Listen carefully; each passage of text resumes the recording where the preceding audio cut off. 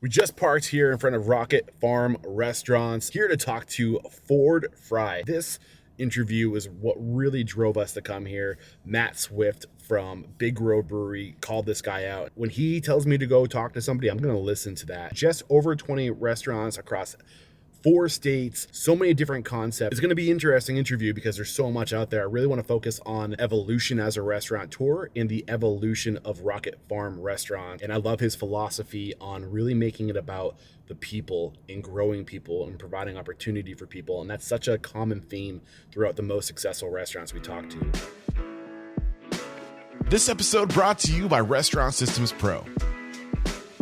With excitement, allow me to introduce to you today's guest, founder of Rocket Farm Restaurants, Chef Ford Fry. My man, Chef Ford, are you feeling unstoppable today? Absolutely. Thanks for having me, brother. Oh, man, thank you so much for making time. This is a really exciting conversation. So many people just in town this past week asking, who am I talking to? Are you going to be able to talk to Ford Fry?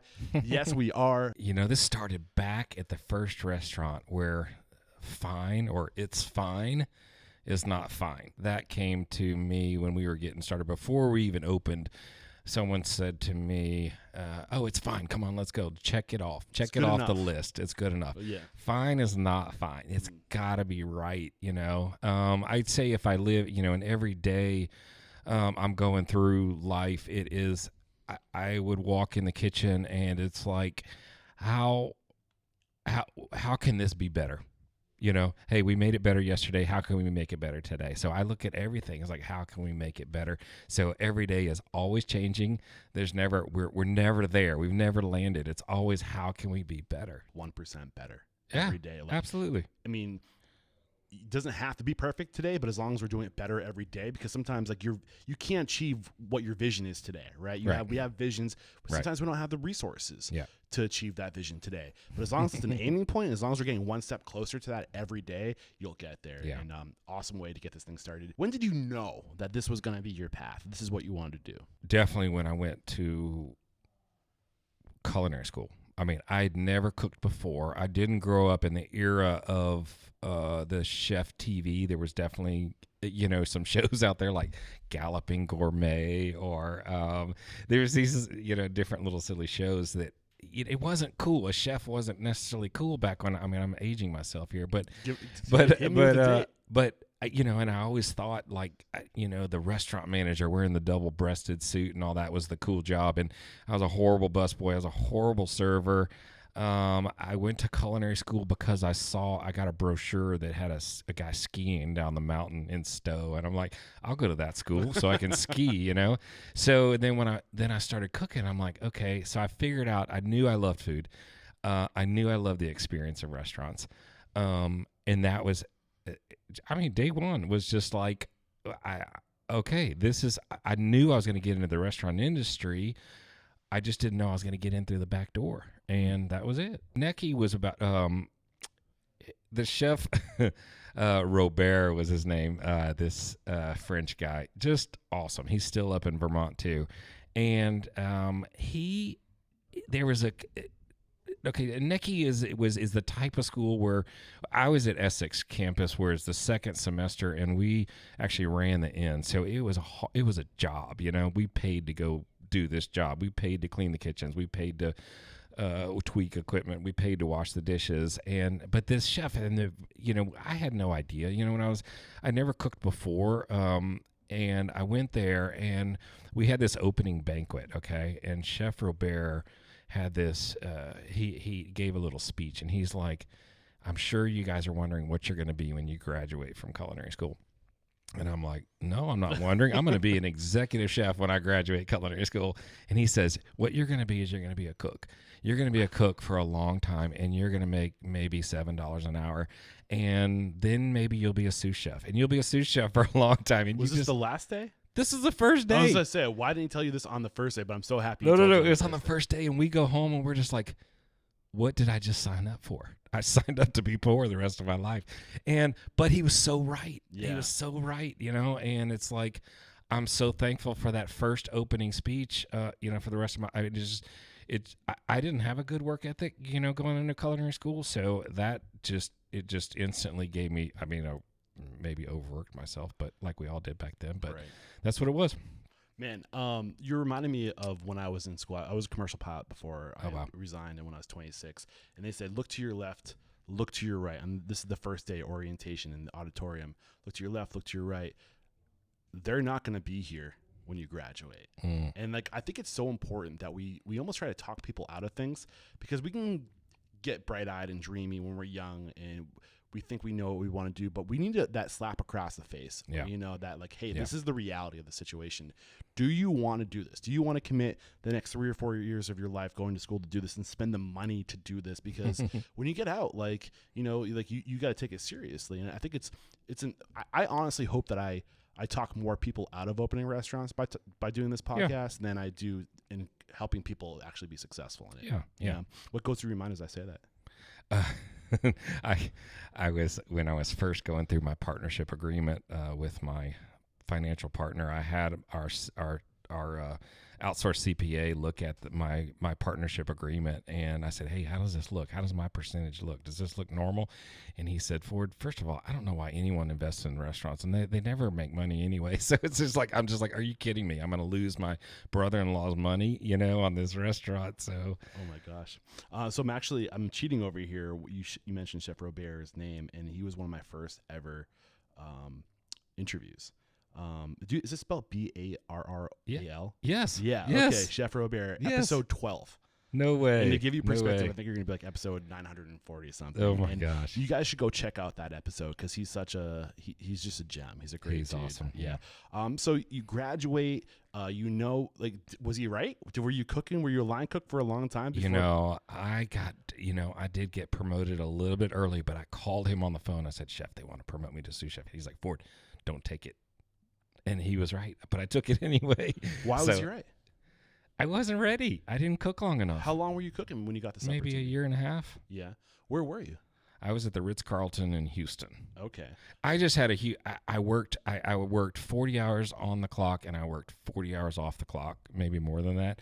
Just that was back in the day. That's what I wanted to do. It wasn't because they told me to. It just I learned more. Being a chef is more about hours in the kitchen and hours cooking, and I just added more hours in my year, you know, and that's kind of how it was. So he said, don't take it. You took it anyway. Putting yourself in his position then, when he said, why do you think he was telling you? You said you weren't ready, but specifically, what weren't you ready? I think more years under my belt as cooking. I mean, cooking just takes so much more than a year or two to really get everything down. It's like anybody in a profession, like my son, you know, one of my sons plays tennis for Auburn, and it's about the hours. It's about hours on the court. You know, it's not about just reading something and learning something. It's actually about doing something, which, you know, before I went to culinary school, Wall Street Journal put out this is what got my dad to encourage me to go to culinary school. He said it was a fast track career. It's absolutely not a fast track career, you know. It is a long career and long, hard work. And so, you know, I did, it was fine, you know, that for me to take that advancement, because I just kind of popped right into kind of leadership. I still got to cook, but he was kind of right, you know, more cooking, you know, would have been a little bit better, but it kind of catapulted me, and we'll probably get into that a little bit later, of ultimately what I love doing. And what I love doing is more of the production of a restaurant. Like, you know, yes, it's mainly around the food, but I love all aspects of it, and I feel like that's what I've kind of graduated into over a chef kind of thing. Yeah, and I mean, I think it's safe to say that's kind of what you're known for is just developing these concepts that just have lasting power. They just stick. They juxtapose. Like they stand out. When did you get to Atlanta?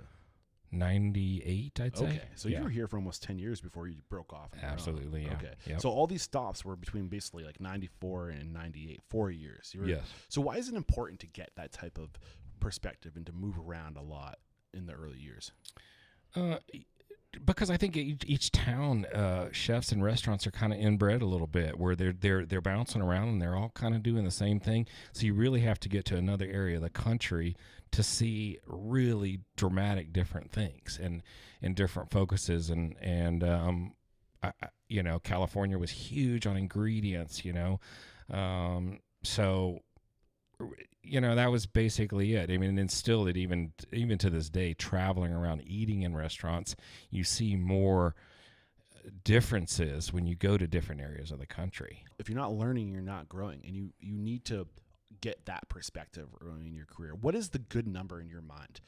Because there's getting perspective and moving around, but then there's also moving around too fast. So what's that balance look like for you? Oh wow, as far as like many years working certain place. If somebody's young listening to this, like, oh, I'm going to go here, here, here, and here, but you do want to give yourself that perspective, but you also want to give the restaurant that's training you some.